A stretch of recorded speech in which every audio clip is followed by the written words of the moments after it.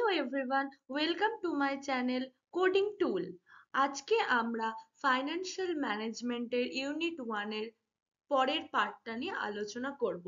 এই পার্টেও কিন্তু আমরা সেমিস্টার এক্সাম বা কোনো কম্পিটিটিভ এক্সামের জন্য তিনটে ইম্পর্টেন্ট টপিক নিয়ে আলোচনা করব। তাহলে শুরু করা যাক। ফার্স্টে আমরা দেখব স্কোপ, ফাইন্যান্সিয়াল ম্যানেজমেন্টের স্কোপ কি কি আছে। এরপর দেখব ইম্পর্টেন্স বা সিগনিফিকেন্স, যেটা বলবে। এছাড়া আমরা দেখব ফাইন্যান্সিয়াল ম্যানেজমেন্টের ফাংশন কি কি হয়। শুরু করছি scope. Scope of financial management মানে ফাইন্যান্সিয়াল ম্যানেজমেন্ট শিখে বা জেনে কি কি স্কোপ, কি কি কাজে লাগানো যাবে সেটা দেখব। ফার্স্টে হচ্ছে ডিটারমিনেশন অফ ক্যাপিটাল রিকোয়ারমেন্ট। একটা বিজনেসে কতটা ক্যাপিটাল লাগবে সেটা কিন্তু ডিটারমাইন করাটা ফাইন্যান্সিয়াল ম্যানেজমেন্টের কাজ। Determination of capital requirement. Determination of capital structure মানে একটা বিজনেসে কতটা ইকুইটি থাকবে, কতটা ডেট থাকবে, কতটা লোন থাকবে, কতটা প্রেফারেন্স শেয়ার থাকবে, এবং এবং ওই প্রেফারেন্স শেয়ারটা কত দামে ইস্যু করা হবে, ডিবেঞ্চারটা কোন রেটে নেওয়া হবে, অবশ্যই যেন সেই রেটটা কনভিনিয়েন্ট হয়, ইকোনমিক্যাল হয় এরকম। বা ইকুইটি হলে সেটার মার্কেট প্রাইস কত হবে, সেটার ইস্যু প্রাইস কত হবে, সেটা প্রিমিয়ামে ইস্যু হবে নাকি ডিসকাউন্টে ইস্যু হবে, এই সমস্ত ক্যাপিটাল স্ট্রাকচারটা মেনটেন করা ফাইন্যান্সিয়াল ম্যানেজমেন্টের কাজ। তারপরে হচ্ছে searching for and selection of sources of finance. যে যে জায়গা থেকে আমরা ফাইন্যান্স করতে পারবো, মানে যে যে জায়গা থেকে আমরা ফান্ড কালেক্ট করতে পারবো, সেগুলোকে সার্চ করা, সেগুলোকে কম্পেয়ার করা, এবং সেখান থেকে আমাদেরকে সিলেক্ট করা যে ফাইনালি আমরা কোন সোর্স থেকে এটা ফান্ডটা নেব। তারপর হচ্ছে টেকিং ইনভেস্টমেন্ট ডিসিশন, মানে কোন অ্যাসেটে আমরা ইনভেস্ট করব, কোন পোর্টফোলিও অনুযায়ী আমরা ইনভেস্ট করব, কতটা ইনভেস্ট করব, এবং সেখান থেকে প্রফিটেবিলিটি কত হবে, রিটার্ন অফ ইনভেস্টমেন্ট কত হবে, এবং অ্যাসেট টার্নওভার রেশিও কত হচ্ছে, এগুলো সবই কিন্তু ফাইন্যান্সিয়াল ম্যানেজমেন্টেরই ক্যালকুলেশনের part. Management of cash. Management of cash মানে কি, একটা বিজনেসে ক্যাশ ইনফ্লো কত হচ্ছে, ক্যাশ আউটফ্লো কত হচ্ছে, ক্যাশ ইনফ্লো থেকে আমরা বার করতে পারি পে ব্যাক পিরিয়ড, মানে আমরা যে টাকাটা ইনভেস্ট করেছিলাম সেই টাকাটা কতটা টাইমে উঠে আসছে, এগুলো সব ম্যানেজ করা কিন্তু ফাইন্যান্সিয়াল ম্যানেজমেন্টের কাজ। এই ফাইন্যান্সিয়াল ম্যানেজমেন্ট কিন্তু ক্যাশ ম্যানেজ করার মাধ্যমে একটা স্মুথ এবং যখন যে রিকোয়ারমেন্ট হচ্ছে ক্যাশের, সেটা কিন্তু মেনটেন করে। অ্যাডপশন অফ ডিভিডেন্ড পলিসি মানে ডিভিডেন্ড ডিস্ট্রিবিউটরদের মধ্যে অ্যালোকেট করা হবে, কি রেশিওতে অ্যালোকেট করা হবে, নাকি সেটাকে রিটেনড আর্নিং হিসাবে রাখা হবে। মানে ডিভিডেন্ড মানে যে প্রফিটটা আমরা পাচ্ছি, সেই প্রফিটটা কি ডিভিডেন্ড হিসাবে সমস্ত শেয়ার হোল্ডার্সদেরকে দেওয়া হবে, নাকি সেটা বিজনেসের মধ্যে রিটেন করে রাখা হবে, সেই রকম পলিসি কিন্তু ফাইন্যান্সিয়াল ম্যানেজমেন্টই ক্রিয়েট করে। এগুলোই হচ্ছে স্কোপ। তাহলে মেন মেন স্কোপ কি আছে। ফাইন্যান্সিয়াল ডিসিশন মেকিং মানে যে সমস্ত ফাইন্যান্সিয়াল সম্বন্ধে ডিসিশন বানাতে হবে, সেগুলো কিন্তু ফাইন্যান্সিয়াল ম্যানেজমেন্ট বানাবে। ফাইন্যান্সিয়াল প্ল্যানিং, সারা বছর ফাইন্যান্সের সোর্স কি হবে, কি ধরনের অ্যাক্টিভিটি করা হবে, সেগুলো কিন্তু ফাইন্যান্সিয়াল ম্যানেজমেন্টই দেখে। ফাইন্যান্সিয়াল কন্ট্রোল, প্ল্যানের থেকে অ্যাক্টিভিটির যদি কোনো ডিফারেন্স থেকে থাকে, সেটা কিভাবে মেটানো হবে, বা স্ট্যান্ডার্ড প্রোডাকশন কিভাবে করা হবে, স্ট্যান্ডার্ড ফাইন্যান্সিং কিভাবে করা হবে, সেগুলো কিন্তু ফাইন্যান্সিয়াল কন্ট্রোলের মধ্যে থাকে। আর ফাইন্যান্সিয়াল অ্যানালিসিস, যে কাজগুলো আমরা করলাম সেই কাজগুলো কতটা ফ্রুটফুল হলো, সেগুলো কতটা অর্গানাইজেশনাল গোলকে মিট করতে পারলো, বা এমপ্লয়ীদের কতটা স্যাটিসফাই করতে পারলো, কাস্টমার নিডস কতটা রিচ করতে পারলো, এগুলো সবই অ্যানালাইজ করার কিন্তু ফাইন্যান্সিয়াল ম্যানেজমেন্টেরই পার্ট। এরপরে আমরা দেখব importance and significance of financial management. Financial ম্যানেজমেন্টের ইম্পর্টেন্স কি কি আছে আর সিগনিফিকেন্স কি কি আছে। তাহলে আমরা এর আগে দেখেছিলাম যে স্কোপ কি কি, এখন দেখবো ইম্পর্টেন্স কি। তাহলে ফার্স্টে ইম্পর্টেন্স হচ্ছে ডিটারমিনেশন অফ ফাইন্যান্সিয়াল অবজেক্টিভ। আমাদের একটা বিজনেসের মধ্যে যেমন অর্গানাইজেশনাল অবজেক্টিভ থাকে, সেরকম কিছু ফাইন্যান্সিয়াল অবজেক্টিভস থাকে, মানে আমাদেরকে এতটা টাকা জোগাড় করতে হবে, এবং টাকা জোগাড় করে আমাদেরকে এই রিসার্চ অ্যান্ড ডেভেলপমেন্টে লাগাতে পারি, বা আমরা এই অ্যাসেটের অ্যালোকেশনে লাগাতে পারি। এইগুলো কিন্তু একটা অবজেক্টিভ থাকে, সেই অবজেক্টিভ গুলোকে ডিটারমাইন করা ফাইন্যান্সিয়াল ম্যানেজমেন্টের মেন ইম্পর্টেন্ট সি বলতে পারো। ফার্স্টে কি থাকছে, collection of finance, finance collect করা, making proper investment of fund collected, যে ফান্ডটা আমরা কালেক্ট করলাম সেই ফান্ডটা যেন ঠিক জায়গায় ইনভেস্ট হয়। তারপর কি হয়, ডিটারমিনেশন অফ ফাইন্যান্সিয়াল পলিসি, এটা বললাম যে ফাইন্যান্সিয়াল পলিসি মানে যে বিভিন্ন ধরনের রুলস অ্যান্ড রেগুলেশন থাকে সেগুলো ক্রিয়েট করা। আর প্রিজার্ভেশন অফ ইনভেস্টেড ক্যাপিটাল, যে ক্যাপিটালটা আমরা ইনভেস্ট করেছি ব্যবসাতে সেটা যেন ব্যবসার মধ্যে থাকে, কোনো লস যেন না হয়, সেটা যেন প্রিজার্ভ থাকে, সেটাও দেখা কিন্তু ফাইন্যান্সিয়াল ম্যানেজমেন্টেরই কাজ। আর হচ্ছে আর্নিং রিজনেবল প্রফিট, কোনো ব্যবসা তো কেউ লস হওয়ার জন্য করে না, অবশ্যই প্রফিট হওয়ার জন্য করে। সেই প্রফিটটা যেন একটা রিজনেবল প্রফিট হয়, মানে একটা ঠিকঠাক মাপের, মানে যতটা আমরা ইনভেস্ট করেছি তার ওপর যেন রিটার্নটা আমরা ভালো পাই, সেটার দিকে নজর রাখা। আর coordination of activities of finance, finance ডিপার্টমেন্টে বা ফাইন্যান্সিয়াল ম্যানেজাররা যেই অ্যাক্টিভিটি গুলো কন্ডাক্ট করছে সেই অ্যাক্টিভিটি গুলোর সাথে যেন অন্যান্য ডিপার্টমেন্টটা কোঅর্ডিনেট করতে পারে বা ইন্টিগ্রেট করতে পারে। মানে এমন যেন না হয় যে আমি একটা পলিসি বানালাম অথচ অন্যান্য ডিপার্টমেন্ট সেটা জানেই না, তাহলে সেই পলিসিটা কিভাবে ইমপ্লিমেন্ট হবে, তাহলে সেই পলিসিটা ইমপ্লিমেন্ট হবে না, কোনো চেঞ্জও আসবে না। বা বাইরের প্রোডাকশন ডিপার্টমেন্টে একটা মেশিন খারাপ হয়েছে, কিন্তু আমি এখন ওই মেশিনটার পিছনে টাকা দেব না, তাহলে তো প্রোডাকশনটা বন্ধ হয়ে যাবে, সেটা যেন না হয়। ফাইন্যান্স ডিপার্টমেন্টের সাথে যেন বাদবাকি ডিপার্টমেন্টে একটা কোঅর্ডিনেশন থাকে, একটা হারমোনি থাকে, একটা ইন্টিগ্রেশন থাকে। আচ্ছা, coordination of the activities of finance department, finance ডিপার্টমেন্টের সাথে যেন অন্যান্য ডিপার্টমেন্টের কোঅর্ডিনেশন থাকে উইথ আদার রিলেটেড ডিপার্টমেন্টস, একটু আলাদা হয়ে গেছে, এটা ঠিক করে নিও। Coordination of the activities of finance department with other related departments, মানে অন্যান্য রিলেটেড ডিপার্টমেন্টের সাথে যেন ফাইন্যান্স ডিপার্টমেন্টের একটা কোঅর্ডিনেশন থাকে। এরপরে আসছি আমরা মেকিং ফাইন্যান্সিয়াল ফোরকাস্টিং, আমাদেরকে ফোরকাস্টিং করতে হবে, মানে এখনই ভাবতে হবে যে আমাদের ভবিষ্যতে কতটা ফাইন্যান্স লাগতে পারে, কোন কোন জায়গাতে ব্যাড ডেট হয়ে যেতে পারে, বা কতটা ইকুইটি রাখলে কতটা ডেট রাখলে আমাদের ব্যবসাতে সুবিধা হবে, সেগুলো কিন্তু সব ইন অ্যাডভান্সে করে রাখতে হবে। সেটাকেই বলে ফোরকাস্টিং। ফোরকাস্টিং মানে কি, আগে থেকেই ভাবা যে পরে কি হবে। ফাইন্যান্সিয়াল ফোরকাস্টিং মানে ফাইন্যান্স সম্বন্ধে ভাবা, ক্রেডিট পলিসি সম্বন্ধে ভাবা, এইগুলো আগেই ভেবে রাখতে হবে। আরেকটা কি, ফ্রেমিং ফাইন্যান্সিয়াল প্ল্যানিং, ফোরকাস্টিং করার পর আমাদেরকে একটা প্ল্যান বানাতে হবে যে কি প্ল্যান অনুযায়ী আমরা ফাইন্যান্সিয়াল অ্যাক্টিভিটি গুলোকে এক্সিকিউট করব। ফার্স্টে হচ্ছে ক্যাপিটাল রিকোয়ারমেন্ট, ফার্স্টে এটা সবসময় 1 নম্বর পয়েন্টেই থাকে, যে আমাদেরকে দেখতে হবে যে কতটা ক্যাপিটাল রিকোয়ার্ড আমাদের বিজনেসে। বিজনেসে ধরো 100 কোটির দরকার, এদিকে আমি 90 কোটি জোগাড় করতে পেরেছি, তাহলে কিন্তু প্রোডাকশনটা কমে যাবে, সেটা যেন না হয়, ক্যাপিটাল রিকোয়ারমেন্টটা যেন আমরা রিচ করতে পারি। আচ্ছা, from and proportion of capital, আমরা কোথা থেকে ক্যাপিটাল নেব এবং কত করে ক্যাপিটাল নেব সেটাও কিন্তু আমাদেরকে প্ল্যানিং এর মধ্যে রাখতে হবে। ফাইন্যান্সিয়াল পলিসিস বানাতে হবে, প্রসিডিওর বানাতে হবে যে কিভাবে কাজটা হবে এবং রুলস অ্যান্ড রেগুলেশন কি কি থাকবে।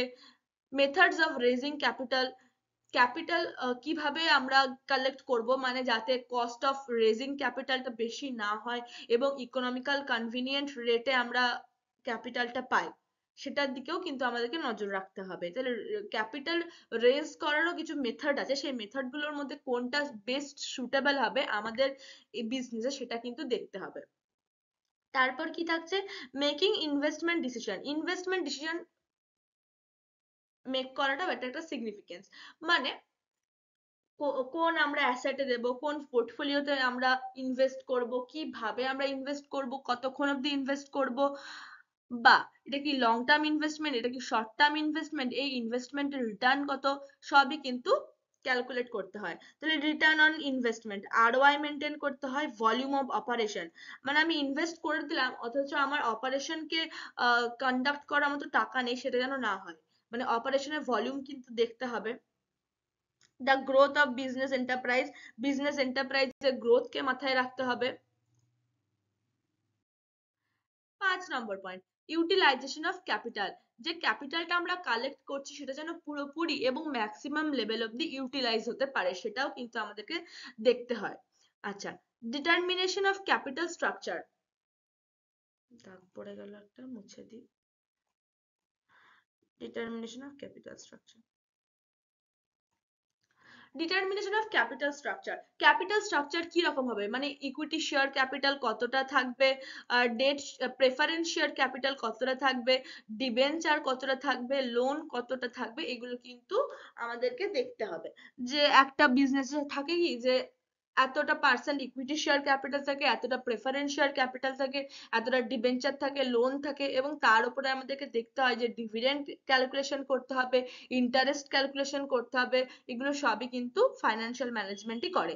Determination the ratio of on capital and borrowed capital, মানে আমাদেরকে একটা রেশিও বানাতে হবে যে ওন ক্যাপিটাল, যে ক্যাপিটালটা আমাদের নিজের, এবং বরোড ক্যাপিটাল, যে ক্যাপিটালটা আমরা বড় করেছি, তার একটা ratio.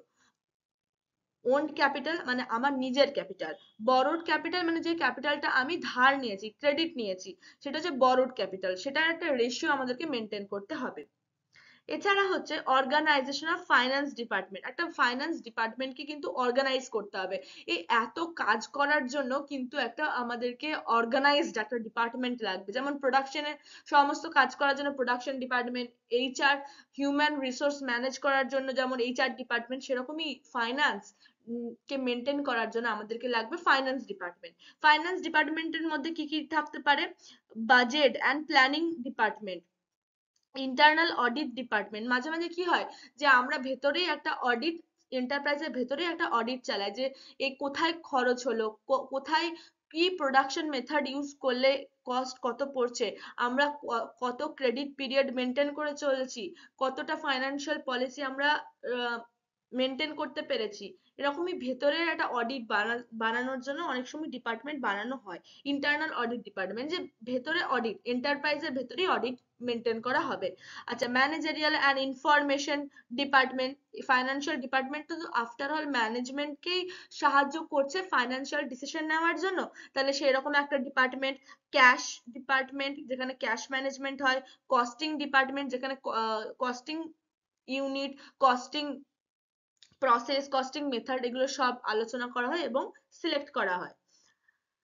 Implementation of financial control, financial কন্ট্রোলকে ইমপ্লিমেন্ট করে হচ্ছে এই ফাইন্যান্সিয়াল ম্যানেজমেন্ট। ফাইন্যান্সিয়াল কন্ট্রোল মানে আগেই বলেছি যে ফাইন্যান্সিয়াল প্ল্যানিং অনুযায়ী যদি ফাইন্যান্সিয়াল অ্যাক্টিভিটি হচ্ছে কিনা বা কোনো ডেভিয়েশন হচ্ছে কিনা, সেটা সেটা মেনটেন করার জন্য আমাদেরকে কন্ট্রোল করতে হয়, যাতে পরের বার আরো ডেভিয়েশনটা কম হয় এবং আমরা স্ট্যান্ডার্ড লেভেলে ফাইন্যান্সিয়াল প্ল্যানিং করতে পারি। তাহলে এখানে কি কি রেশিও দেখা হয়, operating ratio, net profit ratio, debt equity ratio, capital gearing ratio, stock turnover ratio, আর হচ্ছে debtors turnover ratio. Stock turnover ratio, debtor turnover ratio মানে হচ্ছে আমাদের যা স্টক আমরা দিয়েছি সেই স্টকটা উঠে আসতে যে সময়টা লাগে সেইটা হচ্ছে টার্নওভার। বাট যে ডেটারটা আমাদের এই বছর আছে সেটা পরের বছর কত হচ্ছে, এই রেশিও গুলো মেনটেন করা। Operating ratio, net profit ratio, debt equity ratio, কতটা ডেট আছে কতটা ইকুইটি আছে, ক্যাপিটাল গিয়ারিং রেশিও, এই রেশিও গুলো কিন্তু মেনটেন করতে হয়। এই রেশিও গুলো সম্বন্ধে আমরা পরে আরো ডিটেলসে জানবো পরের চ্যাপ্টার গুলোতে।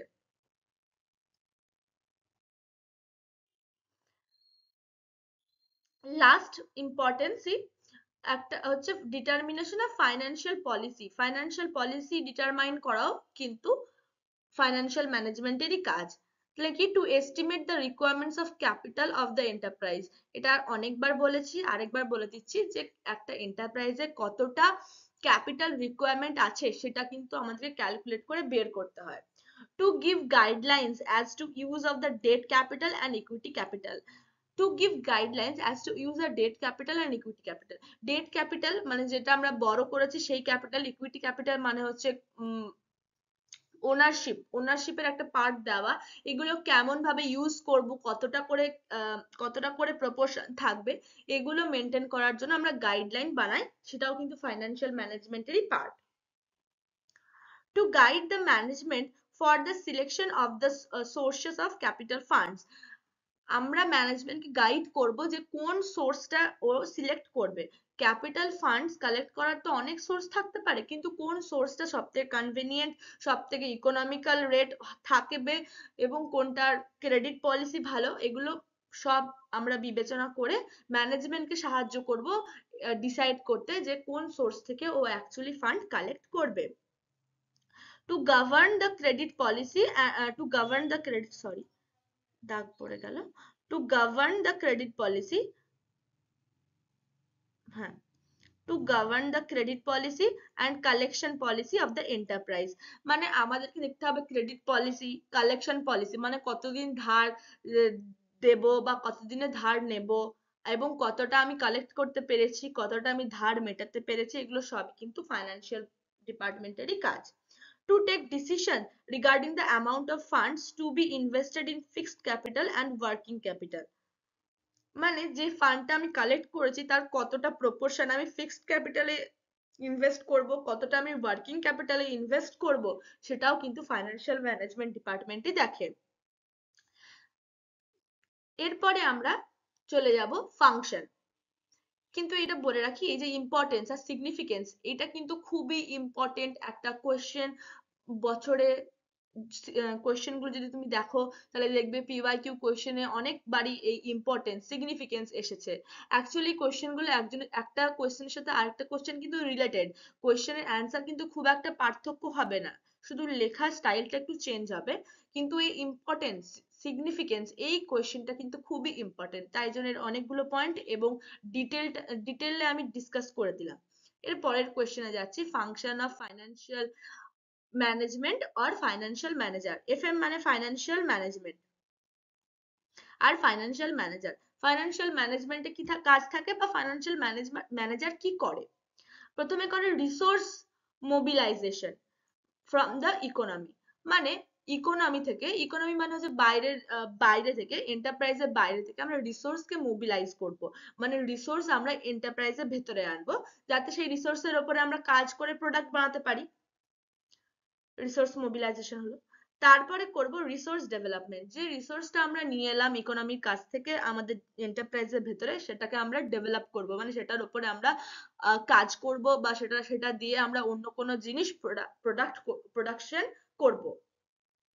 For conversion of new utilities, for conversion two new utilities, মানে যে আমরা রিসোর্সটা নিয়ে এলাম সেখানে আমরা নতুন ইউটিলিটি মানে কি, যেটা যেটা আমরা ইউটিলাইজ করতে পারি, যেটা আমাদের কোনো কাজে লাগে, সেই রকমই একটা জিনিস বানানো বা অ্যাডেড ভ্যালু বা ভ্যালু অ্যাড করা। কোনো জিনিস নিয়ে এলাম সেখানটা প্রসেস করে আমরা নতুন ভ্যালু অ্যাড করলাম, সেটা হচ্ছে রিসোর্স ডেভেলপমেন্ট। এবার রিসোর্স ডেভেলপমেন্ট হয়ে যাওয়ার পর রিসোর্স জেনারেশন অ্যান্ড ডিস্ট্রিবিউশন, আমরা কোনো রিসোর্স জেনারেট করতে পারি, মানে আমরা এন্টারপ্রাইজের ভেতরেই কোনো জিনিস বানাতে পারি এবং সেটাকে ডিস্ট্রিবিউট করতে পারি। মানে ধরো আমাদের এন্টারপ্রাইজে কোনো একটা প্রাইমারি জিনিস বানায় এবং সেটা ডিস্ট্রিবিউট করে, তাহলে তখন সেটা বলবো resource generation and distribution for growth and risk comparison, মানে কতটা গ্রোথ হচ্ছে কতটা রিস্ক আছে সেই কম্প্যারিজন দেখে কিন্তু আমরা রিসোর্স জেনারেট করতে পারি এবং ডিস্ট্রিবিউট করতে পারি। আচ্ছা, এই ফাইন্যান্সিয়াল ম্যানেজার বা ফাইন্যান্সিয়াল ম্যানেজমেন্ট কিছু ডিসিশন নেয়, সেই ডিসিশন গুলো কিন্তু খুবই ইম্পর্টেন্ট, অনেকবার পরীক্ষাতে এসেছে, তাই এইটা কিন্তু খুবই ইম্পর্টেন্ট। ফার্স্টে হচ্ছে ইনভেস্টমেন্ট ডিসিশন। ইনভেস্টমেন্ট ডিসিশনের মধ্যে কি কি আছে? ক্যাপিটাল বাজেটিং করতে হয়, ওয়ার্কিং ক্যাপিটাল ম্যানেজমেন্ট করতে হয়। মানে ইনভেস্টমেন্ট ডিসিশন মানে আমি বলেছিলাম যে যে প্রফিটটা আমরা পাচ্ছি সেটা ডিভিডেন্ড হিসেবে শেয়ার হোল্ডারকে দিয়ে দেব, নাকি সেটা আমরা ব্যবসার মধ্যে রিটেন করে রাখবো যাতে আমরা ফিউচার গ্রোথ করতে পারি, রিসার্চ অ্যান্ড ডেভেলপমেন্টে কাজে লাগাতে পারি, সেগুলো হচ্ছে ইনভেস্টমেন্ট ডিসিশন। এই ইনভেস্টমেন্ট ডিসিশন করতে গেলে দুটো প্রসেস আমাদেরকে মেনটেন করতে হয়, একটা হচ্ছে ক্যাপিটাল বাজেটিং আর একটা হচ্ছে ওয়ার্কিং ক্যাপিটাল ম্যানেজমেন্ট। এই দুটো capital budgeting are working capital management দুটো চ্যাপ্টার এর পরে কিন্তু আমরা কন্টিনিউ করব। ফাইন্যান্স ডিসিশনের মধ্যে আমাদের কি করতে হয়? Trade of between return and risk, আমাদেরকে দেখতে হয় কোনো জায়গাতে টাকা দেওয়ার আগে বা ফান্ড অ্যালোকেট করার আগে যে তার রিটার্ন কত, তার রিস্ক কত, এগুলো কিন্তু ফাইন্যান্স ডিসিশনের মধ্যে পড়ছে। আর একটা কি করতে হয়? Balance between debt and equity, কোনো ব্যবসা চালাতে গেলে অবশ্যই আমাদেরকে ডেট আর ইকুইটির মধ্যে কিন্তু ব্যালেন্স বা কম্প্যারিজন মেনটেন করতে হয়। তাহলে ডেট আর ইকুইটির মধ্যে ব্যালেন্স মেনটেন করা, রিটার্ন আর রিস্ক কম্প্যারিজন করা, এগুলো কিন্তু ফাইন্যান্স ডিসিশনের মধ্যে পড়ছে। আর ডিভিডেন্ড ডিসিশনের মধ্যে কি পড়ছে, যে দুটো আমি পয়েন্ট বলেছিলাম সেই দুটো, distribution of profit as dividend to share holder, মানে যে প্রফিটটা, নেট প্রফিটটা আমরা পাচ্ছি সেটা ডিভিডেন্ড হিসাবে শেয়ার হোল্ডারদের মধ্যে ডিস্ট্রিবিউট করতে পারি, অথবা retention of profit in the business, বিজনেসের মধ্যেই কিন্তু আমরা সেই প্রফিটটাকে রেখে দিতে পারি রিটেনড আর্নিং হিসাবে, যাতে সেই পরবর্তীকালে আমাদের ক্যাশ ম্যানেজমেন্ট করতে সুবিধা হয়, ক্যাশ ফ্লো আমরা মেনটেন করতে পারি, রিসার্চ অ্যান্ড ডেভেলপমেন্টে কাজে লাগাতে পারি, বিজনেস এক্সপ্যানশনে কাজে লাগাতে পারি। সেরকম সেরকম করতে গেলে কিন্তু আমাদেরকে প্রফিটটা বিজনেসের মধ্যে রিটেন করে রাখতে হবে। এগুলো কিন্তু ডিভিডেন্ড ডিসিশনের মধ্যেই পড়ে, আর এগুলো ফাইন্যান্সিয়াল ম্যানেজমেন্টের একটা ক্রুশিয়াল পার্ট। এরপর আমরা তিনটা ডিসিশন নিয়ে আমরা ডিটেলে ডিসকাস করব। ফার্স্টে হচ্ছে investment decision. Investment decision black করে নিই। ইনভেস্টমেন্ট ডিসিশনের মধ্যে কি কি থাকে, establishment of asset management policies, মানে অ্যাসেট ম্যানেজ করার জন্য কিছু পলিসি বানাতে হয়, সেগুলো কিন্তু ইনভেস্টমেন্ট ডিসিশনের মধ্যে পড়ছে। Estimation and controlling of cash flow, যেহেতু ইনভেস্ট করব তাহলে আমাদের কিন্তু ক্যাশ ফ্লোটাকে এস্টিমেট করতে হবে যে কত ক্যাশ ফ্লো থাকবে, এবং কন্ট্রোল করতে হবে যে যেন বিজনেসকে ক্ষতি না করে ইনভেস্ট করা হয়, মানে ক্যাশ ফ্লোটা আমরা কন্ট্রোল করব, তারপরে যদি কিছু ক্যাশ ফ্লো এক্সট্রা থাকে তখন সেটা আমরা ইনভেস্ট করব। Cash flow and cash requirements, তাহলে বিজনেস যে ক্যাশ ফ্লো আছে বা ক্যাশ রিকোয়ারমেন্টস আছে সেই অনুযায়ী কিন্তু আমরা এস্টিমেট করে সেটা কন্ট্রোল করে আমরা ইনভেস্ট করব। তারপর এটার কিছু কিছু পার্ট আছে, সেই পার্টগুলো নিয়ে আমরা আলোচনা করব। ইনভেস্টমেন্ট ডিসিশনের মধ্যে কি আছে, management of current asset, current asset manage করা হয়, যেমন ক্যাশ, মার্কেটেবল সিকিউরিটিজ, রিসিভেবলস আর inventories. Management of current asset, current অ্যাসেটের মধ্যে কি পড়ছে, cash, marketable securities, receivable, inventory, এগুলো ম্যানেজ করা কিন্তু ইনভেস্টমেন্ট ডিসিশনের মধ্যেই পড়ছে। এরপর পড়ছে capital budgeting, which includes identification, selection, implementation of capital projects, etc. আমাদেরকে ক্যাপিটাল বাজেটিং করতে হয়। ক্যাপিটাল বাজেটিং এর মধ্যে কি কি পড়ছে, identification, selection, implementation of capital projects, যে আমরা কোন ক্যাপিটাল প্রজেক্টটাতে আমরা কাজ করব সেটাকে, সেই প্রজেক্টগুলোকে আইডেন্টিফাই করা, কোন প্রসেসে কোন প্রজেক্টে আমরা অ্যাকচুয়ালি কাজ করব সেই প্রজেক্টটাকে সিলেক্ট করা, এবং যা পলিসি আছে, যা আমাদের শর্ত আছে, রুলস রেগুলেশনস আছে, সেগুলোকে ইমপ্লিমেন্ট করা সেই ক্যাপিটাল প্রজেক্টে, ফলে আমরা সব থেকে best maximum profitable capital budgeting করতে পারবো। এরপরে 3 নম্বর পয়েন্ট কি আছে, management of mergers, reorganisation and disinvestments etcetera. তাহলে মার্জার মানে কি, অনেক সময় কি হয় একটা বিজনেস সাথে আরেকটা বিজনেস মার্জ হয়ে যায়, সেগুলোকে বলে মার্জার। তাহলে সেই মার্জার যদি কোনোদিন মার্জ হয়ে যায়, সেই মার্জ গুলোকে আমাদেরকে ম্যানেজ করতে হয়, তাহলে আমার ইনভেস্টমেন্ট এবং ওই দিকের বিজনেসটার ইনভেস্টমেন্ট কিন্তু মার্জ হয়ে যায়, ফলে সেগুলোকে মেনটেন করা, রিঅর্গানাইজেশন, যদি আবার বিজনেসটা আবার প্রথম থেকে রিঅর্গানাইজ করা হয়, মানে যেমন ম্যানেজমেন্ট স্ট্রাকচার যদি চেঞ্জ হয়, প্রোডাকশন মেথড যদি চেঞ্জ হয়, সেই অনুযায়ী আবার আমাদের ইনভেস্টমেন্ট ডিসিশন গুলোকে চেঞ্জ করা, রিঅর্গানাইজেশন করা, এবং ইনভেস্টমেন্ট যখন আমাদের দরকার সেই ক্যাশটার, তখন আমরা যেন সেই ইনভেস্টমেন্ট গুলো থেকে ক্যাশ ফ্লো, লিকুইডিটিটা মেনটেন থাকে, সেগুলোকে ম্যানেজ করাও কিন্তু ইনভেস্টমেন্ট ডিসিশনেরই পার্ট। ইনভেস্টমেন্ট ডিসিশন শুধু কোয়েশ্চেনও আসতে পারে, যে 2 নম্বরের কোয়েশ্চেন, 5 নম্বরের কোয়েশ্চেনও আসতে পারে, এটা কিন্তু খুবই ইম্পর্টেন্ট কোয়েশ্চেন। এরপরে আমরা চলে যাব ফাইন্যান্সিং ডিসিশন। ফাইন্যান্সিং ডিসিশনের মধ্যে যে পার্টগুলো আমাদেরকে মেনটেন করতে হয় সেগুলো হচ্ছে identification of sources of finance and determination of financing mix. আমাদেরকে দেখতে হবে যে কোথা কোথা থেকে আমরা ফান্ড কালেক্ট করতে পারবো, সেই রকম সোর্স গুলোকে খোঁজা, এবং এবং কোন সোর্স থেকে আমাদের কতটা প্রপোর্শনে আমরা ফান্ড কালেক্ট করব সেটাও কিন্তু মেনটেন করা। ফাইন্যান্সিং মিক্স মানে কি, বিভিন্ন সোর্স থেকে আমরা কতটা করে ফাইন্যান্সিং নিচ্ছি, কতটা করে ফাইন্যান্স পাচ্ছি, এবং সেইটা ধরো এ সোর্স থেকে আমরা 30% পেলাম, বি সোর্স থেকে আমরা 70% পেলাম, তাহলে এটা একটা মিক্স হয়ে গেল, ফাইন্যান্সিং মিক্স, সেটাও কিন্তু মেনটেন করতে হয় এই ফাইন্যান্সিং ডিসিশনের মধ্যে। কাল্টিভেটিং সোর্সেস, আমাদেরকে এই সোর্সগুলো সম্বন্ধে খোঁজ খবর নিতে হয় যে এরা কত রেটে আমাদেরকে ক্রেডিট দেবে বা কি রকম ভাবে এদের পলিসি কাজ করে, কি রুলস অ্যান্ড রেগুলেশনস আছে সেগুলো কিন্তু জানা। Cultivating sources and funds and raising, cultivating sources of funds and raising of funds, তাহলে আমাদের সোর্সগুলোকে কাল্টিভেট করা, খোঁজ খবর নেওয়া এবং সেখান থেকে ফান্ডকে কালেক্ট করা। Procurement of funds at most convenient and economic rates, আমাদেরকে ফান্ডটা নিতে হবে সবথেকে কনভিনিয়েন্ট এবং ইকোনমিক রেট, মানে যে রেটটা খুবই আমাদের জন্য সুবিধাজনক, লাভজনক, সেই রকম রেটে কিন্তু আমাদেরকে ফান্ডটা অ্যাকুইজিশন করতে হবে। এই কটাই থাকে ফাইন্যান্সিং ডিসিশনে। এটাও কিন্তু একটা সিঙ্গেল 2 নম্বরের কোশ্চেন, 5 নম্বরের কোশ্চেনে আসতে পারে। এই এই কোশ্চেনটা আগেও এসেছে, খুবই ইম্পর্টেন্ট কোশ্চেন। এরপর আমরা চলে যাব পরেরটা, ডিভিডেন্ড ডিসিশন। ডিভিডেন্ড ডিসিশনের মধ্যে কি কি থাকে? ডিভিডেন্ড ডিসিশন মানে বলেইছিলাম যে ডিভিডেন্ডটা কি, প্রফিটটা কি আমরা ডিভিডেন্ড হিসাবে শেয়ার হোল্ডারদেরকে দিয়ে দেবো নাকি আমরা বিজনেসের মধ্যে রেখে দেবো, এগুলো কিন্তু দেখে এই ডিভিডেন্ড ডিসিশনের মধ্যে। তাহলে আমাদেরকে ডিভিডেন্ড দেওয়ার আগে দেখতে হবে অ্যাভেলেবিলিটি অফ ক্যাশ, বিজনেসে ক্যাশ কতটা আছে, tax position of the share হোল্ডারদের ট্যাক্স পজিশন কি রকম, মানে ইনকাম ট্যাক্স অ্যাক্ট অনুযায়ী বা ডিভিডেন্ড পলিসি অনুযায়ী, গভর্নমেন্টের ডিভিডেন্ড পলিসি অনুযায়ী শেয়ার হোল্ডারদের ট্যাক্স পজিশন কি রকম আছে সেটা দেখতে হবে।